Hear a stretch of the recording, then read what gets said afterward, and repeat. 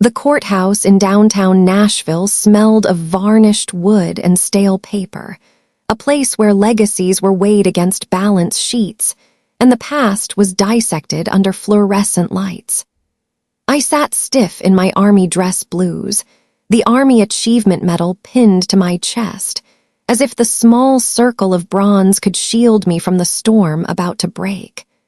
My boots tapped the marble floor in a rhythm I didn't intend, the same way I used to tap drumsticks on my childhood desk when no one listened. Across the aisle, my brother Daniel rose with theatrical fury, his lawyer standing just behind him like a stagey hand cueing the show. "She's just a noisemaker," he barked, his voice echoing in the vaulted chamber. "She doesn't deserve the store.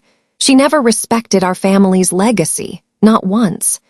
The words struck harder than any insult on a battlefield. The courtroom gallery, old neighbors, business associates, curious strangers, shifted in their seats.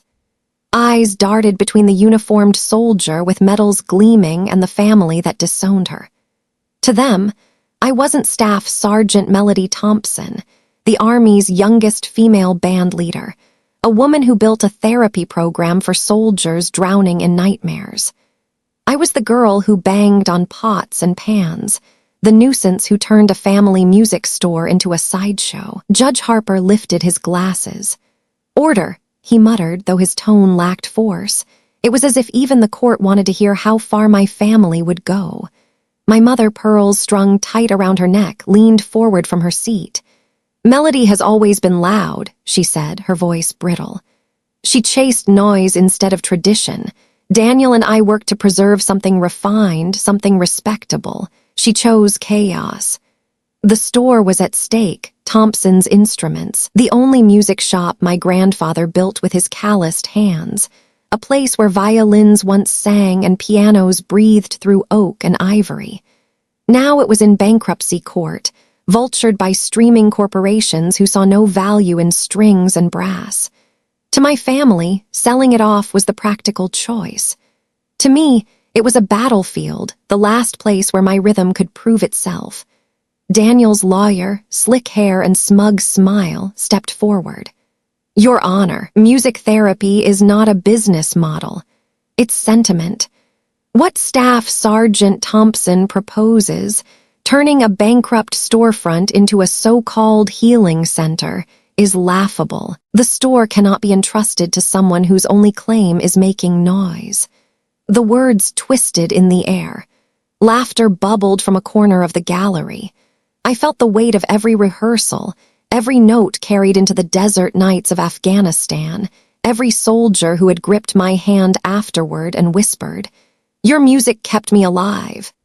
None of that mattered here. In this chamber, memory and sacrifice were currency no one valued. I kept my back straight, the metal pressing cold against my uniform. Silence became my armor. Years in uniform had taught me when to speak and when to let silence scream louder. My heartbeat matched the slow tick of the courtroom clock above the judge's head. Each second reminded me of rehearsals that began at 6 a.m., of marching drills where rhythm meant survival, of moments when sound wasn't decoration but a lifeline. "Noisemaker," Daniel repeated, savoring the phrase as if it was a verdict already written. His words weren't just about the store. They were about me. I wanted to remind them of the desert bunker, the night I strummed a half-burned guitar while mortars shook the sky, and the squad stopped trembling long enough to breathe again. I wanted to tell them about the soldier who had put down his pistol because a melody pierced through his despair. But the courtroom was no place for confessions. Here, proof meant receipts and contracts, not souls pulled back from the brink. My lawyer touched my elbow lightly. "Stay steady," her eyes seemed to say. I did. I stared across at Daniel and my mother and wondered how they could look at me in uniform and still see nothing but an inconvenience. The judge cleared his throat. "We will hear testimony," he said. His gavel tapped once, the sound sharp but hollow, like a drumbeat without resonance. I folded my hands in front of me. Whatever came next, I knew the rhythm of my life was about to collide with the silence they worshipped. The courtroom had become a concert hall, the verdict a performance waiting for its first note. And as the gallery settled into uneasy silence, I could feel the memory of my childhood, the sound of tin cans, the echo of my mother's scolding voice, rising inside me, pulling me back to the girl who first learned what it meant to be unwanted in her own home. That memory would not stay buried. It was about to carry me into the story that began long before this courtroom, back to the days when a little girl's drumbeat rattled against walls that refused to hear her. Long before the courthouse, before uniforms and medals, I was just the girl who couldn't stay quiet in a house that worshipped silence. At 7 years old, I sat cross-legged on the floor with 2 chipped tin cans and a pair of wooden spoons, banging out a rhythm that made my chest feel alive. The sound echoed through the small kitchen of our Nashville home, bouncing off linoleum floors and neat white cabinets. For me, it was freedom. For my mother, it was an offense. Con gai jai ma letter 1 d3n out th letter 1 bf. Ch letter 1 c9 tawanam than vo d letter 1 e5ng. She snapped, yanking the spoons out of my hands. Her pearls clinked as her jaw tightened, her voice cold enough to still the air. Daniel, my older brother by 3 years, smirked from the doorway. He held his violin under his chin like a trophy. At 10, he was already the golden boy, clean suits, recitals, magazine clippings saved in scrapbooks. I was the contrast, knees bruised from climbing trees, hair wild, clothes streaked with chalk dust from drumming on sidewalks. Father didn't scold me, but his silence was worse. He folded his newspaper, shot me a look that said my noise didn't belong. Pianos, violins, these are instruments, he muttered. Not banging. I should have shrunk. Instead, I tapped my foot against the chair leg, letting the pulse travel through me. That was when Grandpa Earl shuffled in, slow but steady, his old boots creaking. He crouched beside me and whispered, "Don't stop, kid. You've got the heartbeat of a warrior. Keep it." I looked at him, wide-eyed. He winked and tapped the table in sync with me before standing again. The others rolled their eyes, but he had already given me something none of them would: permission. By the time I was 10, the divide was impossible to ignore. Daniel played polished concertos in the living room, applause from neighbors trailing like perfume. My mother recorded every performance, sent tapes to relatives. I tried to show her the song I wrote on a battered keyboard from the clearance rack, but she shut the lid. "People will laugh if you play this. Stick to schoolwork." Yet Grandpa listened. He sat in the back porch rocker, pipe smoke curling while I banged rhythms on the railing. "Beat," he started calling me, and the name stuck. "Because you march to one nobody else hears." Daniel teased, more like a beat-up mess, and my parents chuckled as though it were harmless. But to me, the nickname meant belonging, even if only with Grandpa. One summer, I convinced him to take me to the county fair talent show. Daniel entered with a flawless violin solo. I brought a snare drum with a crack in the rim. The audience gasped at Daniel's precision, then laughed when my sticks slipped. My mother shook her head, embarrassed, but Grandpa clapped louder than anyone. "That's my ghost drummer," he said with pride. The humiliation burned, but his words cooled it. Ghost drummer. Invisible to most, but undeniable when the beat hit. Years later, that nickname would haunt me, echoing in barracks overseas where soldiers whispered it as a badge of survival. But back then, it was just Grandpa against the house of silence. I remember one night vividly. Daniel practiced scales late, his bow slicing the air. I tried to add a soft rhythm on the kitchen counter, thinking harmony could exist. Father stormed in. "You're ruining his concentration. You'll never be more than a distraction." The words hit harder than the sting of his belt. I ran outside, sat on the back steps under the Tennessee stars. My palms ached from clapping against stone, but I kept drumming on my knees, quiet, steady. That's when Grandpa found me. He sat down beside me without a word, placed his weathered hand over mine, and together we tapped a rhythm no one else could hear. "You've got a soul built for sound," he said softly. "Someday, that noise they hate will be the only thing keeping someone alive."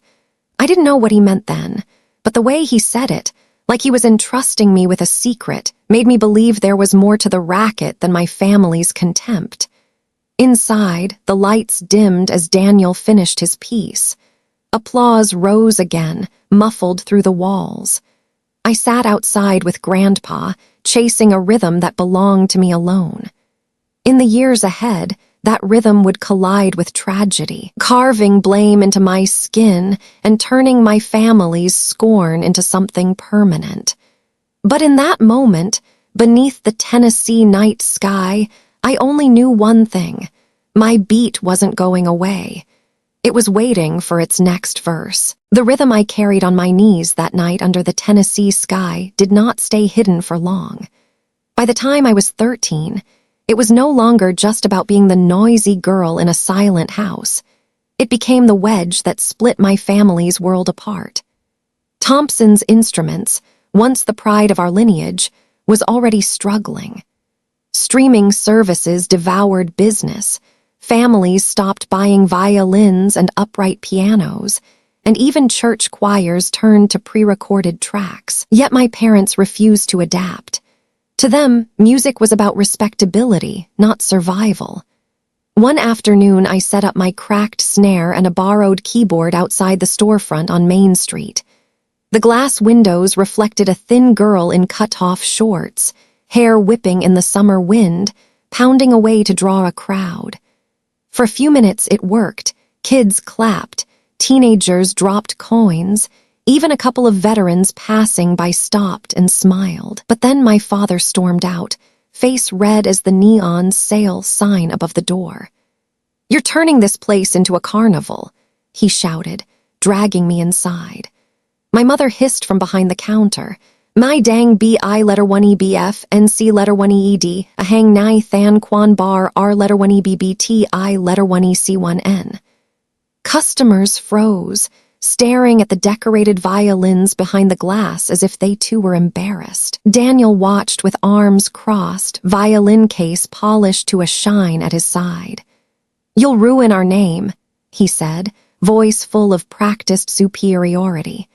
"Nobody takes noise seriously." That night the argument carried through dinner, heavy as the smell of pot roast. My father slammed his fork against the plate. "This family has sold instruments for 3 generations. We will not beg for pennies on the street like clowns." I opened my mouth to explain that the crowd outside had asked about lessons, that I saw hope in their eyes, that maybe music could be lived rather than displayed. But the words stuck. Across the table, my mother's gaze was sharp enough to silence anything I might say. Grandpa Earl was the only one who spoke in my defense. "The world's changing," he said softly, his calloused hand resting near his coffee cup. "Maybe she sees something we don't," but even he could not stop what happened next. A week later, I painted posters advertising a free Saturday showcase. "Music for everyone, come play, come listen."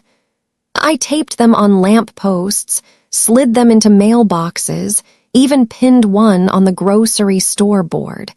The idea was simple: invite the community to keep the store alive. When my parents discovered the posters, my mother ripped one from the wall and tore it in half in front of me.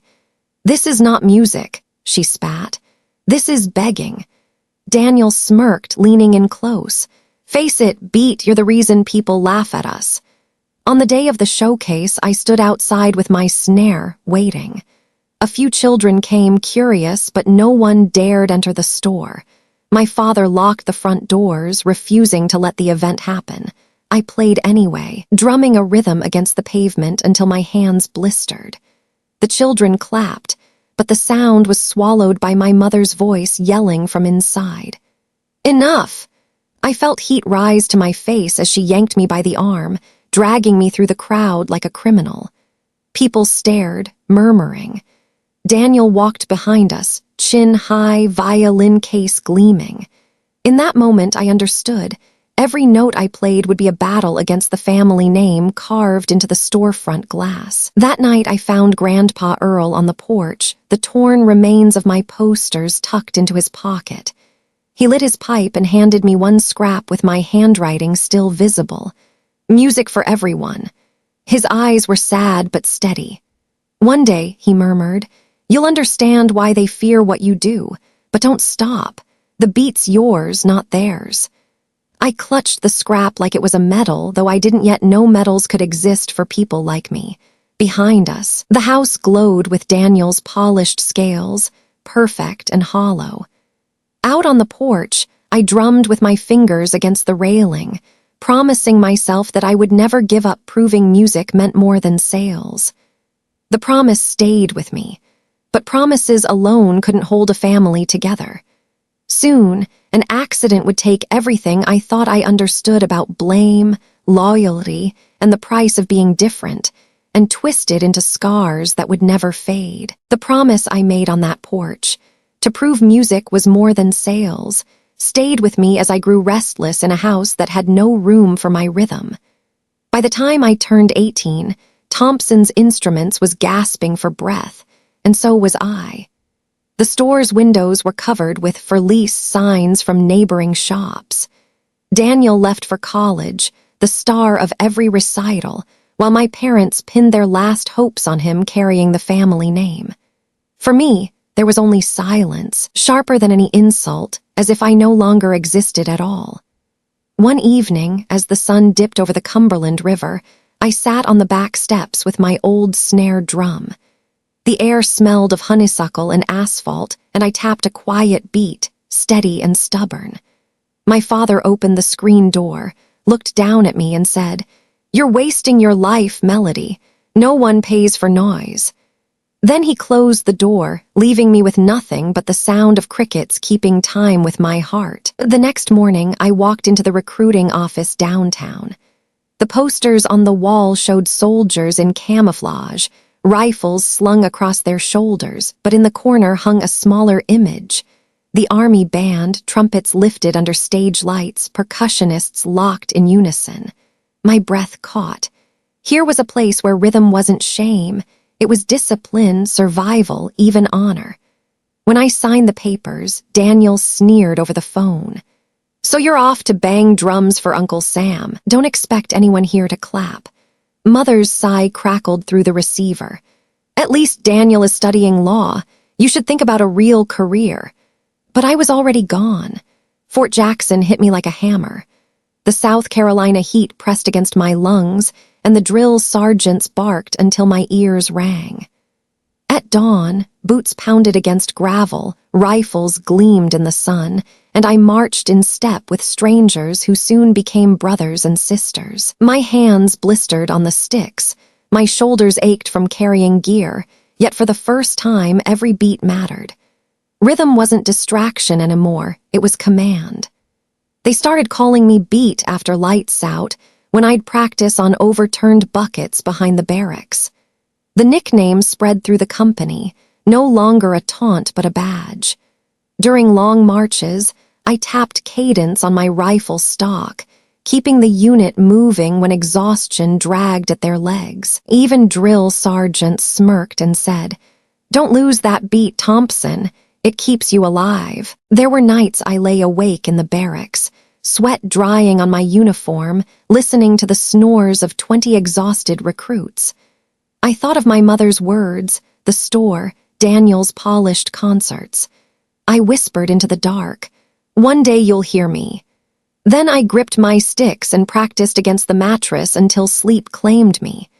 The first time I stood in front of the army band, dress uniform pressed tight, I felt more belonging than I ever had at home. The conductor raised his baton, brass gleamed under spotlights, and I struck the snare with a crack that echoed through the hall. The sound wasn't lonely anymore. It was amplified by dozens of instruments, filling the air with power.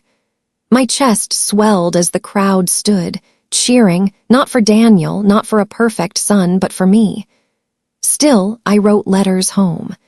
I described the nights when music carried us through fatigue, when cadence kept us from collapsing. I told them I was the youngest woman to lead a marching formation, that my commander said I had an ear like radar.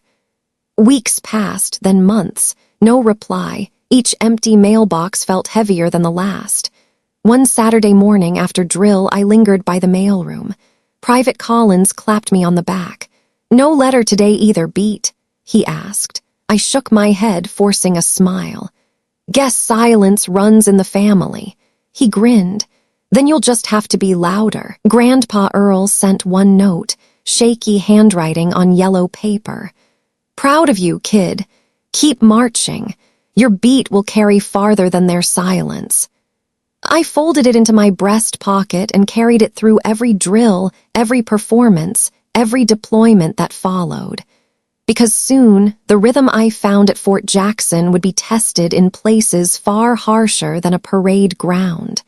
The desert was waiting, a battlefield where silence was deadly and music, my music, would become the only thread holding broken soldiers together. The desert did not care about medals, titles, or family names. It only cared about survival. By the time I arrived in Afghanistan, the rhythm I had carried from Nashville's porches and Fort Jackson's barracks became something else entirely, a lifeline. The heat shimmered across the horizon, and every convoy sounded like a drumline of engines, boots, and rattling gear. In that chaos, I learned quickly that silence could kill, but a steady beat could save. Our forward operating base was a blur of dust and concrete. The nights were the hardest. Mortars cracked the sky, turning darkness into fire, and soldiers lay awake with eyes wide, waiting for the next blast. Some shook uncontrollably, others clenched their jaws until their teeth ached. The army gave us rifles, but no one issued tools to fight the war inside our heads. That was where I stepped in. One evening, after a firefight near Kabul, I found Private Harris crouched in a bunker corner, helmet off, sweat dripping from his temples. His hands trembled as he tried to light a cigarette. "I can't," he whispered, voice thin as paper. "I can't stop hearing it."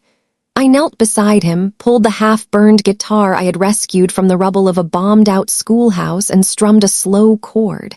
The strings buzzed with imperfection, but the sound cut through the panic. Harris blinked, then focused on the rhythm. I played softly, steady as a metronome, until his breathing matched the tempo. His cigarette fell from his hand, forgotten. "Keep going," he said, eyes wet. Word spread. Soldiers started gathering near me after patrols, sitting in the dust while I played. Sometimes I sang old country tunes, sometimes just simple chords, but always with a beat that steadied their pulse. They called me the guardian angel of sound. To them, I wasn't the noisy girl my family dismissed. I was the soldier whose music silenced the war, if only for a few minutes. During one ambush outside Jalalabad, we were pinned down for hours. The enemy fired in waves, bullets carving sparks off metal, and the squad huddled in the dirt, hearts racing too fast. I pressed my helmet against the wall, felt my own chest seize, then grabbed the canteen beside me.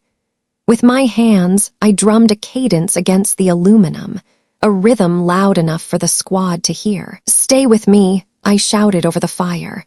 "Breathe with the beat." One by one, their eyes locked on mine. The panic slowed. They fired back in unison, moving as if the rhythm gave them courage. When reinforcements finally broke through, every soldier in my squad was alive. Later that night, Sergeant Morales slapped my shoulder. "Noise maker, huh?" He grinned. "That noise saved us." Still, the cost of every note weighed heavy. Each time I strummed, I thought of my family, my mother calling it useless, Daniel saying it ruined our name. Out here, that useless noise was the only thing holding broken minds together. I wrote letters about it. I told them I had seen men stop shaking because of a guitar, that a cracked drum kept soldiers alive through an ambush. I told them music was more than sound, it was survival. Weeks passed, no answer. The silence from home felt louder than the explosions overhead. Yet I kept playing. At dusk, when the desert cooled, I sat outside the barracks, the guitar scarred but still alive, and soldiers gathered in a circle. Some cried quietly, others just closed their eyes. For a few minutes the war loosened its grip. I knew the day would come when someone higher up would notice. Already, commanders were asking why morale held stronger in our unit than others. But recognition wasn't what I craved. I wanted proof that the beat I carried since childhood had purpose. Proof that Grandpa's words were true. Someday, the noise would be the only thing keeping someone alive. That day arrived sooner than I expected. One dawn before the sun rose, the alarm wailed across camp. Incoming fire. We scrambled to the bunkers as shells rained down.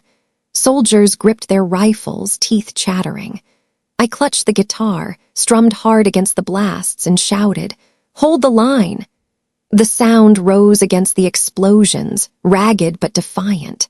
And as the siege dragged on, hour after hour, I saw in their eyes that the rhythm mattered more than the walls around us. It was the first time I understood. My music wasn't just saving moments. It was saving lives. And soon, the army would take notice in a way my family never had, a recognition that would change everything. When the siege finally ended, the desert base looked like a graveyard of metal and smoke. But inside the barracks, something unexpected grew: hope. Soldiers who once shook in silence now asked for songs before missions. Commanders noticed. Reports traveled up the chain, and soon I found myself summoned to headquarters. Colonel Hayes, a stern man with gray at his temples, studied me across a polished desk. "Staff Sergeant Thompson," he said, "I've read after-action reports. It says you steadied a squad under fire with nothing but rhythm." He paused, leaning forward. "Is that true?" I thought of Private Harris, the canteen I drummed on, the half-burned guitar scarred by mortar fire. "It wasn't just rhythm, sir," I answered. "It was survival. They needed something to hold onto, and sound was all I had." For a moment, his hard expression softened. Then he nodded. "The Army doesn't usually decorate musicians for combat, but what you did saved lives. We're recommending you for the Army Achievement Medal." The ceremony came weeks later, held in a dusty hangar strung with flags. Soldiers lined up, boots polished, uniforms crisp. The air buzzed with anticipation, the metallic scent of oil and sand mingling with starch. When my name was called, I stepped forward. The medal was small, bronze with green and white ribbon, but as it touched my chest, I felt the weight of every soldier I'd played for. Applause echoed, but my thoughts went far beyond that hangar. I imagined dialing home, telling my family. Maybe finally they would see me as more than a nuisance. That night I sat on my bunk and called. The line crackled, then my mother's voice came through, flat and cold. "Yes, Mom," I said, holding back a tremor. "I received the Army Achievement Medal today. It was for saving soldiers. I thought you should know." Silence stretched, then she exhaled sharply. "Does that medal pay the bills? Can it reopen the store? Because unless it can, Melody, it's just another trinket." The words cut deeper than any shell fragment. "It's not a trinket," I whispered. But she had already passed the phone to Daniel. His voice carried that same sneer I knew since childhood. "So, you play a few songs in uniform and they give you jewelry. Congratulations. Meanwhile, real work keeps the world running." I clenched the phone until my knuckles whitened. "Daniel, I saved lives. Lives don't keep a family business afloat," he snapped. Then the line went dead. The silence after hung heavier than the medal itself.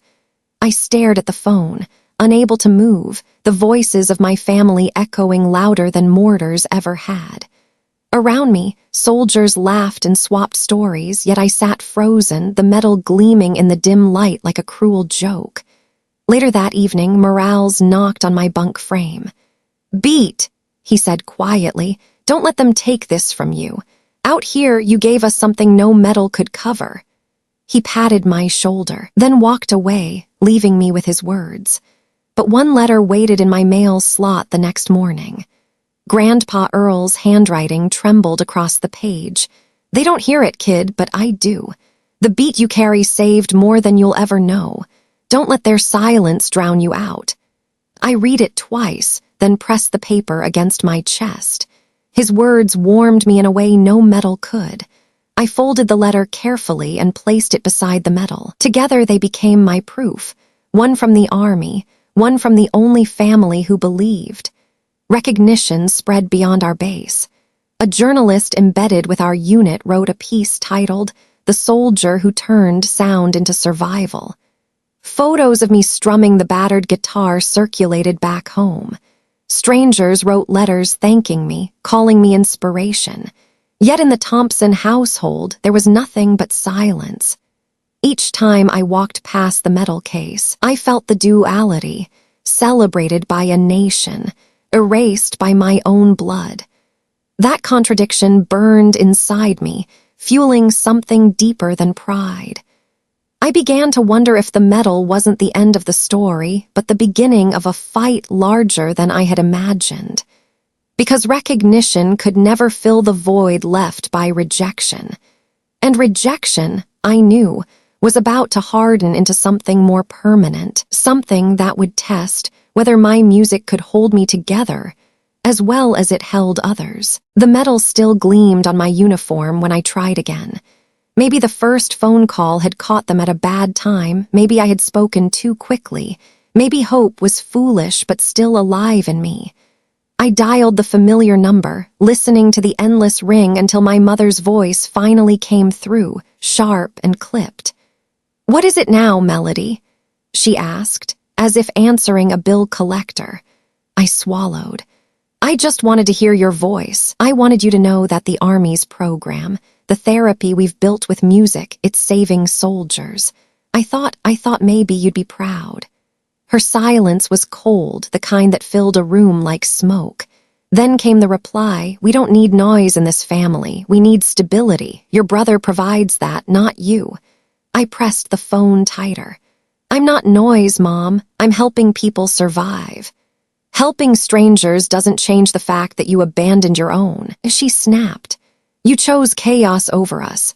Don't call again just to parade your little accomplishments." The line clicked dead. I sat frozen, the dial tone droning like a flat note that refused to end. Daniel picked up the phone later that evening when I tried again. His laughter was immediate. "So now you're a war hero with a guitar. Do you even hear how ridiculous that sounds?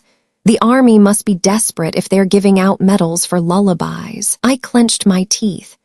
Those lullabies kept a squad from breaking. They stopped a man from pulling a trigger on himself. They mattered. "To you, maybe. To the rest of us, it's a sideshow," he said. "Face it, Melody, you've always been background noise." The words landed harder than bullets. I hung up, chest burning, hands trembling against the receiver. Around me the barracks buzzed with life, men and women cleaning weapons, laughing about home, writing letters. I was the only one whose family treated survival as a joke. That night I couldn't sleep. I walked outside, the desert wind snapping against my face. The sky was endless, stars cold and bright. I sat on a stack of sandbags and pulled out the one thing that never betrayed me, Grandpa Earl's letter.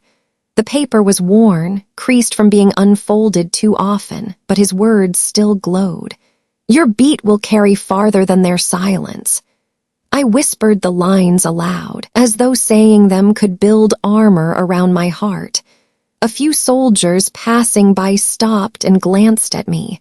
Morales crouched down. "Bad news from home again?"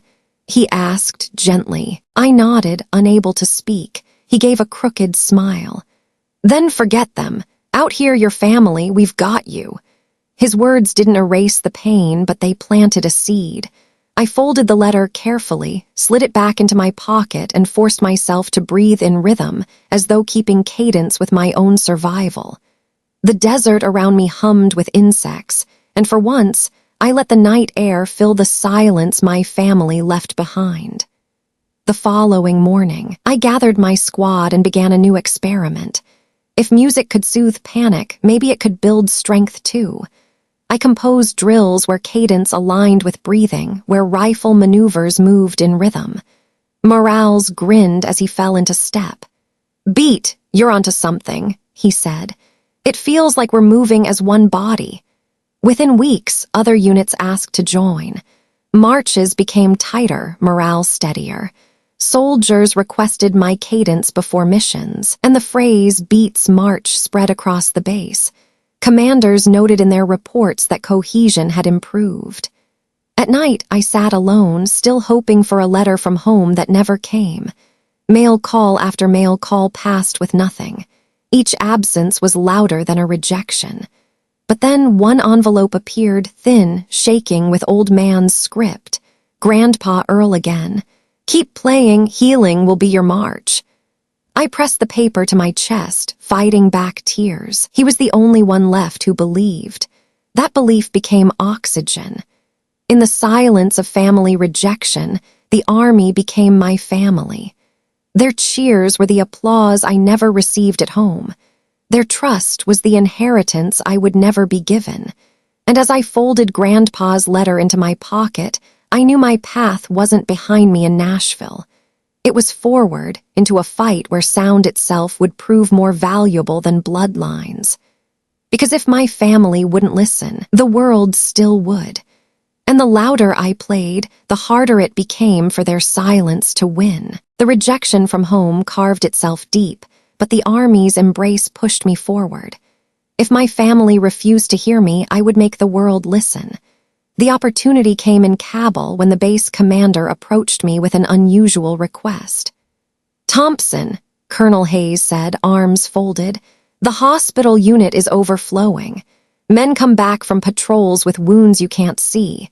The doctors do what they can, but they asked if you'd consider something different. A concert, something to remind them they are alive." A concert? In a war zone? I stared at him, half in disbelief. "Sir, I'm not a headliner, I just keep rhythm." His eyes softened. "Maybe rhythm is exactly what they need." So we cleared a corner of the hospital ward, hung tarps against the dust, and found a scattering of chairs. Soldiers carried in what instruments we could salvage: an out-of-tune piano, a trumpet with dents along its bell, my scarred guitar that had already survived too much. Word spread quickly. That evening, men and women shuffled in, some on crutches, some with bandages still fresh, eyes hollowed by nightmares. When I stepped forward, my palms were slick with sweat. Morales nudged me. "Go on, Beat. Give them something to hold on to." I strummed a simple progression, voice shaky at first, but steadying with each note. The room grew quiet. A medic leaned against the wall, her eyes filling as the sound settled into the ward. A soldier in the front row, face pale from sleepless nights, pressed his hands to his temples. Slowly, his shoulders loosened. Tears welled, but they weren't from pain, they were release. I sang about Tennessee nights and rivers rolling steady. About noise turned into heartbeat, chaos turned into prayer. The words weren't polished, but they were honest. And as the rhythm filled the air, the ward transformed. Men who hadn't spoken in days began humming. A few tapped their boots against the floor, a fragile army of rhythm rising against despair. Then it happened. A sergeant who had not shed a tear since his convoy was ambushed bowed his head and wept openly. The room froze, then softened. No one mocked him. Instead, one by one, others followed. For the first time in months, those tears were safe. The doctors later told me they had never seen such a breakthrough. "You did in one night what months of therapy couldn't," one whispered as she shook my hand. Afterward, reporters caught wind. An article ran in stars and stripes. "Noise that heals, Army sergeant turns music into medicine." They called me Florence Nightingale of sound. Photographs of bandaged soldiers smiling through songs spread across news wires. I clipped the article and sent it home with a letter. I wrote, "This is what I've been trying to tell you. Music matters." Weeks passed. The reply never came. But the soldiers answered in ways that mattered more. They asked for another concert, then another. Soon the gatherings became weekly. Some brought poems, some played their own instruments, broken notes blending into something strangely whole. I realized we weren't just surviving anymore. We were creating a new kind of march, one built on shared sound instead of silence. At the end of one performance, Morales slapped me on the back. "Beat, look around," he said. "You think this is just music. You're giving us back pieces of ourselves." His words struck deep. For once, I didn't feel like I was fighting to prove my worth. The proof was right there in every steady breath, every tear shed without shame, every laugh breaking through cracked voices. Still, in the quiet of my bunk, I thought of Nashville. I imagined my mother reading the article and setting it aside. Daniel scoffing that healing wasn't profit. I longed for them to see what the world was beginning to understand, that my noise had become salvation. One evening after a concert, a soldier pressed a folded note into my hand. It read, "Before tonight, I wanted to end it. Your song kept me here. Thank you." My chest tightened as I tucked it into the same pocket as Grandpa Earl's letters. Both were proof, more powerful than medals or headlines, that the beat mattered. The concerts grew beyond the ward. Soon, entire units gathered in open courtyards, lanterns swinging in the night wind. We played beneath desert stars, voices carrying over the compound walls. Each song became defiance, each rhythm an oath that we would not be broken. I didn't know then that news of these concerts would make its way back to Washington, or that they would ignite a future larger than I imagined. All I knew was this. For the first time in my life, people weren't calling me a nuisance. They were calling me healer. And as I strummed beneath the Kabul sky, I felt the weight of what was coming. Because when hope grows, so does opposition. The same silence that had followed me from Nashville was waiting, sharper than ever, ready to rise again the moment I returned home. The concerts gave me purpose, but purpose couldn't shield me from the storm waiting back home. When I returned on leave, Nashville no longer felt like the city I'd grown up in. The streets near Thompson's Instruments were dotted with boarded-up shops, coffee houses replacing mom-and-pop stores, streaming kiosks glowing like neon beacons of change. And there it was, our family store, the window blinds drawn, a foreclosure notice taped to the glass. I stood on the sidewalk, my reflection overlapping with the faded letters still etched across the glass. Thompson's Instruments. The same name my grandfather had carved with pride, the same name my mother now cursed whenever my music was mentioned. The lock hung rusted like a casket seal. Inside, the air smelled of dust and abandonment. Shelves were half empty, violins warped from neglect, piano keys yellowed. It was as if the music itself had fled long before the customers. My mother appeared from the back, her pearls still shining but her eyes sharp. "So you've come to see the ruins?" she asked coldly. "This is what your noise has done. Instead of standing with us, you paraded around in uniform. Now we've lost everything." I swallowed hard. "Streaming killed this store, not me. You refuse to change. Music isn't gone, it just needs to evolve." Daniel emerged, suit perfectly pressed, briefcase in hand. "Spare us the lecture. The building is being auctioned. I've already negotiated with a digital distributor. They'll pay good money, at least someone knows how to adapt." I looked at him stunned. "You're selling it. Grandpa built this place with his hands." "Grandpa built a relic," Daniel said flatly. "Relics belong in museums or in the hands of people who can actually profit." The words slammed into me harder than any battlefield blast. "Profit," I said, voice trembling. "This isn't about profit. It's about legacy, about what music can still give. I want to turn this place into a therapy center. Veterans need it. I've seen what music can do." My mother's lips curled. "Therapy? Noise dressed up as medicine? Don't be ridiculous. That building will finally make us something useful when it's sold." I clenched my fists. The same hands that had once blistered on a snare now shook with fury. You'd sell a lifeline for money. You'd erase Grandpa's work just to prove me wrong. Daniel smiled, the same smug curve I'd hated since childhood. You're not part of this family's decision-making. You forfeited that when you left with your drums. Consider this your final goodbye. But I couldn't let it end there. That night, I sat outside the darkened storefront, running my fingers over the brick. I remembered every lesson with Grandpa, every rhythm I tapped against the counter while he nodded with pride. His voice echoed in my head. One day, the beat will be the only thing keeping someone alive. I knew then that the fight wasn't over. The army had given me tools far sharper than drumsticks. It had given me endurance, grit, and the courage to stand against fire. This was another battlefield, and I would not retreat. The next morning, I met with a lawyer recommended by a fellow veteran. We pored over documents by the flickering light of a downtown office. The bankruptcy proceedings were messy, but there was a window. If I could prove the store had value beyond sales, if I could present testimony that music therapy carried measurable impact, I could stake a claim. It sounded impossible. But then again, so had surviving 8-hour sieges. Word reached my family quickly. At dinner, Daniel leaned across the table, his smirk widening. "You're actually going to fight this in court. Melody, you're a soldier, not a businesswoman. You'll embarrass yourself." I met his gaze, steady as a drumline.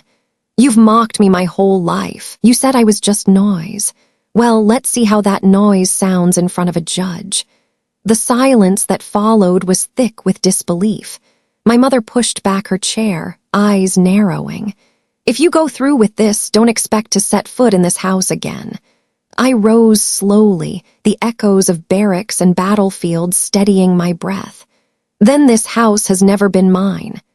I walked out into the night air, Nashville's neon buzzing above me. I felt the weight of their rejection, but also the fire of something stronger. A determination that this time, the beat would not just heal soldiers. It would reclaim a legacy my family was desperate to bury. And as I folded Grandpa's last letter into my pocket, I knew the next stage of this war wouldn't be fought with rifles or rhythms in the desert. It would be fought under the cold lights of a courtroom, where truth would have to be louder than silence. The first day of the trial felt heavier than any deployment. The courthouse air was thick, smelling faintly of polish and paper, yet the tension was the same as waiting for an ambush. I stood once more in my army dress blues, metal pinned to my chest, facing a family who would rather sell a legacy than admit that I mattered. Daniel sat at the plaintiff's table, sleek suit tailored, expression smug. My mother sat beside him, pearls gleaming as though they could blind her from the truth. Across from them, the lawyers for the streaming conglomerate stacked binders like ammunition. I adjusted my uniform and sat straighter. This was my battlefield now. The opposing counsel began with a sneer disguised as civility. "Your Honor, Thompson's Instruments is bankrupt.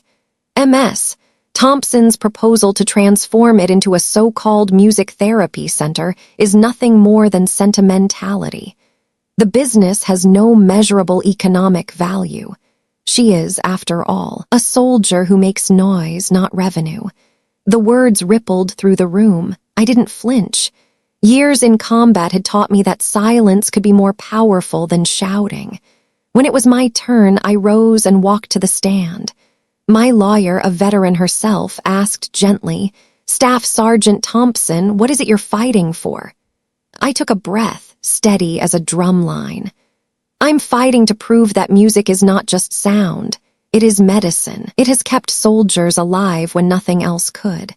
This store may not profit like a streaming giant, but it can save lives. And that is value you cannot measure in dollars." Daniel laughed openly, the sound echoing. "Your Honor, are we really supposed to believe lullabies in a dusty storefront will compete with global technology? This is fantasy." My lawyer raised her hand. "Permission to call our first witness." The doors opened. A man in civilian clothes walked slowly toward the stand, his posture stiff. It was Private Harris, the same soldier who once shook in a bunker until a broken guitar steadied him. He cleared his throat. "Without her music, I wouldn't be here. Sergeant Thompson gave me something no doctor could. She gave me back my will to live." The gallery stirred. A woman in the back covered her mouth. The judge leaned forward, his gavel resting silently. Next came Sergeant Morales, uniform sharp, voice unwavering. "I fought beside her. When we were pinned down, her rhythm kept us breathing, moving. That noise saved my entire squad." He locked eyes with Daniel before stepping down, his words echoing like a drumbeat in the quiet chamber. Each testimony built like a crescendo. A military psychologist testified next, explaining how music therapy reduced suicide risk among combat veterans. Charts and studies were presented, cold data proving what my guitar had already shown in flesh and blood. But the moment that silenced the courtroom came when my lawyer played a short video. On the screen, projected above us, was footage from a dusty Afghan bunker. I was strumming that scarred guitar while explosions echoed outside. Soldiers sat around me, eyes wide, hands trembling until slowly their breathing matched the rhythm.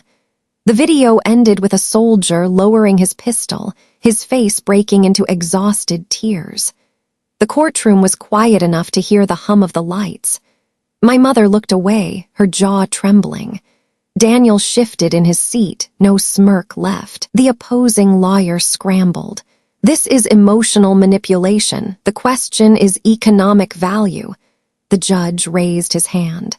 "The question is whether this property has value worth protecting. I've heard enough for today. We will reconvene tomorrow." His gavel fell sharp as a cymbal crash. As people filed out, Daniel leaned toward me. "You can't win. They'll always see you as a sideshow." I met his glare steady. "Maybe, but a sideshow saved lives while you sold out a legacy. Tomorrow, the truth will be louder than your silence." Reporters swarmed as I stepped outside. Flashbulbs popped, microphones thrust toward me. "Sergeant Thompson, how do you respond to your family calling this therapy a fantasy?" one asked. I looked straight into the cameras. If saving soldiers is a fantasy, then I hope this whole country learns to dream. My voice rang steady, honed by years of cadence. Veterans who had testified gathered around me. Morales clapped my shoulder. "Beat, you didn't just fight today, you made them hear it." Another veteran, his hands scarred from burns, gripped mine tightly. "Your rhythm kept me breathing in Kandahar. Don't stop now." I nodded, overwhelmed, my throat tight. Their words became a shield against the venom from my family. For the first time, I felt the courthouse walls tremble not with judgment but with the truth. That night, I walked past the courthouse steps, the city alive with traffic, neon flickering against the glass. I sat on a bench and pulled out Grandpa Earl's letter, reading his shaky words once more. "The beat will be the only thing keeping someone alive." I folded it carefully and pressed it to my chest. Tomorrow the judge would decide the store's fate, but tonight I knew something deeper. No matter the verdict, I had already won back my voice. And that voice was not noise. It was a march, steady and unstoppable. The second day in court began with a storm outside, rain striking the windows like impatient fingers. Inside, the air felt just as heavy. Everyone knew this was the day the judge would decide whether Thompson's Instruments was a relic to be sold or a lifeline to be reborn. I sat at the defense table, my metal catching the dim light, my hands resting on Grandpa Earl's letter folded neatly beside me. Across the aisle, Daniel looked confident, whispering to our mother. She gave him a small nod, pearls trembling slightly against her throat. The streaming company's lawyers shuffled their papers, convinced that numbers and contracts would crush whatever testimony had been given the day before. The judge entered, gavel tapping once. "We will proceed." The opposing counsel rose quickly. Your Honor, the evidence of financial ruin is overwhelming. This property has no future. To deny the sale is to deny economic reality. Nostalgia cannot outweigh practicality. His words were sharp, cold, designed to pierce. My lawyer stood calmly. Your Honor, we are not arguing nostalgia. We are proving that this building still carries value not measured in profit margins, but in lives saved. Staff Sergeant Thompson's work has already been recognized by the United States Army. Today, veterans have testified that her music therapy kept them alive when everything else failed. That is not nostalgia, that is fact. The judge turned toward me. Staff Sergeant Thompson, would you like to say anything before I rule? I rose slowly, legs steady though my chest trembled. Your Honor, my family sees only noise when they look at me. They see a failed store, a burden. But I've seen something they refuse to see. Soldiers broken by war breathing again because of a guitar.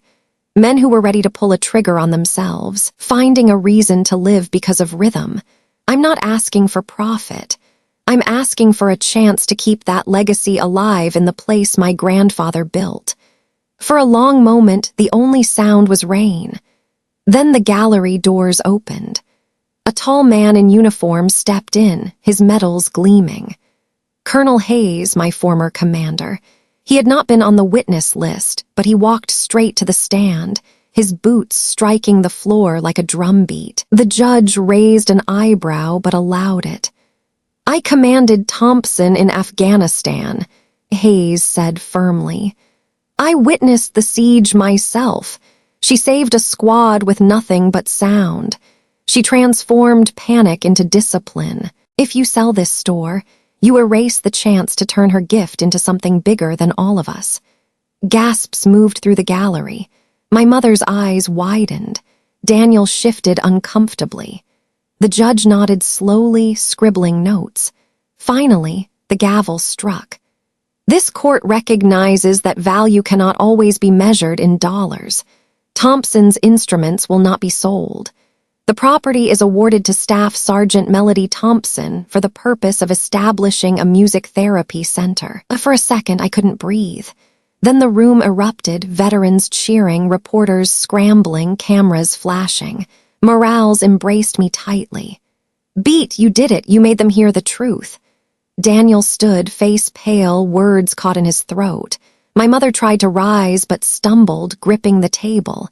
Neither looked at me. The judge cleared his throat once more. Furthermore, documents presented show financial misconduct.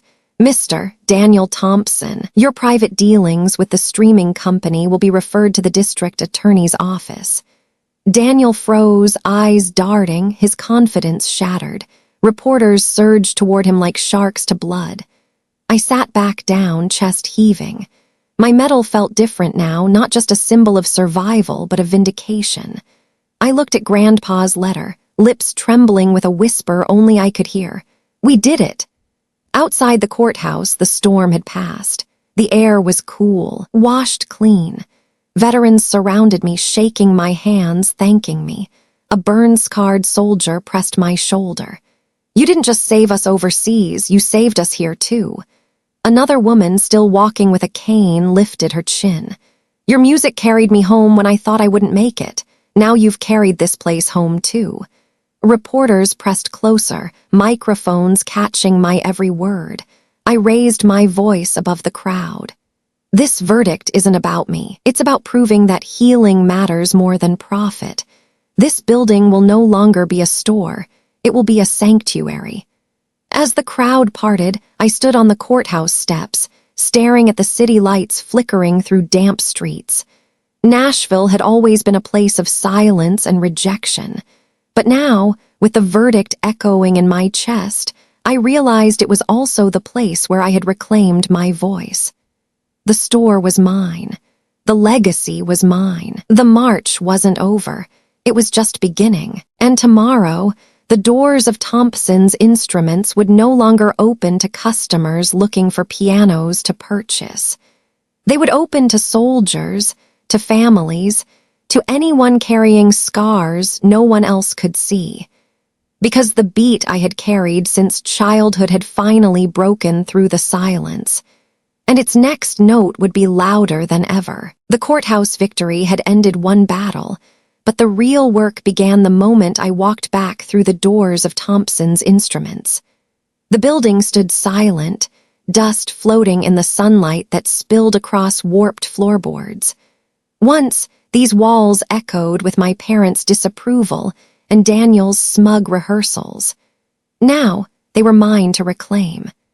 I pressed my hand against the glass counter, remembering the nights I drummed my fingers there only to be told it was noise. The echoes felt different now. They weren't accusations, they were invitations. I inhaled deeply and imagined what this place could become, a center where the broken came not to buy, but to heal. The first weeks were grueling. Contractors ripped out shelves, repaired cracked plaster, painted the walls with warm colors. Volunteers, many of them veterans, hauled in second-hand instruments. Morales arrived with a truckload of drums. "If this march is starting," he said, grinning, "you'll need more than one snare." Slowly, the space transformed. The faded sign that once read Thompson's Instruments was replaced by a new one, the Healing March Music Therapy Center. I stood on the sidewalk the night it was raised, staring until the letters blurred through my tears. For the first time, my family name felt like it belonged to me. The opening day was modest. A dozen veterans, some with prosthetic limbs, others carrying invisible scars, gathered in folding chairs. I told them, "This is not a concert. This is your space. Every sound you make here matters." One man lifted a battered trumpet. The first note cracked, but laughter rippled through the group, the kind that comes not from mockery but recognition. I tapped a rhythm on the snare, slow and steady, and soon the room filled with voices, instruments, even clapping hands. It wasn't perfect, but it was alive. Word spread quickly. Within months, the center was full. Families came, desperate for help. Children of veterans picked up tambourines, mothers strummed guitars alongside their sons. Doctors from the VA visited, studying our sessions. One remarked, "This is more than therapy, it's restoration." I kept every note of thanks, every letter in a box by my desk. One, written in shaky script by a soldier's wife, read, "Your center gave me my husband back. For the first time in years, he sleeps through the night." Another came from a young Marine who confessed, "I almost didn't walk through your doors. Now I don't want to leave." At night, after the last session ended, I lingered in the empty hall. The guitars rested on stands, drums leaned against the wall, the air still humming with the day's rhythm.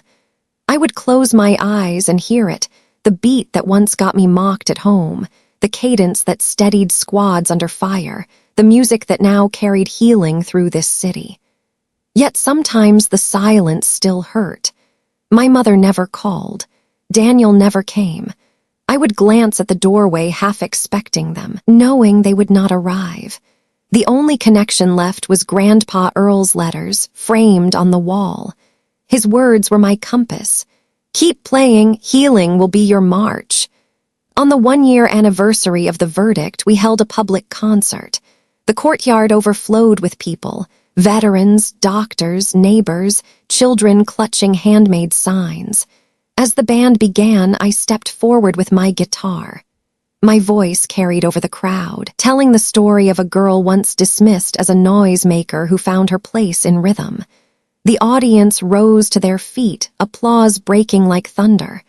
Afterward, a boy no older than 12 approached me, clutching a drumstick. "My dad says your music helped him sleep again," he said shyly. "Will you teach me to play?" I bent down, pressing the stick back into his hand. "You already know how," I told him. "Just listen to your heart. It always keeps the beat." His smile lit up the night brighter than the lanterns strung across the courtyard. Standing on that stage, I realized my journey wasn't just about proving my family wrong. It was about proving that sound itself can be redemption. What they once called useless had become a force of survival. Now, When I walk through the doors of the center each morning, I greet the veterans waiting in line with their instruments. Some arrive anxious, others broken, but all of them step inside knowing this place is theirs. And when the first notes echo, I feel my chest lift. This is what the march was always leading toward, not just survival, but transformation. To those listening now, I hope you carry something from my story. May you find rhythm in your own struggles, and may you never mistake noise for weakness. Sometimes, what the world mocks is exactly what will save it. Thank you for walking beside me through this march. If my story moved you, I invite you to join me again. Share your thoughts in the comments, subscribe to hear more journeys like mine, and carry these rhythms forward. May peace and strength be with you always.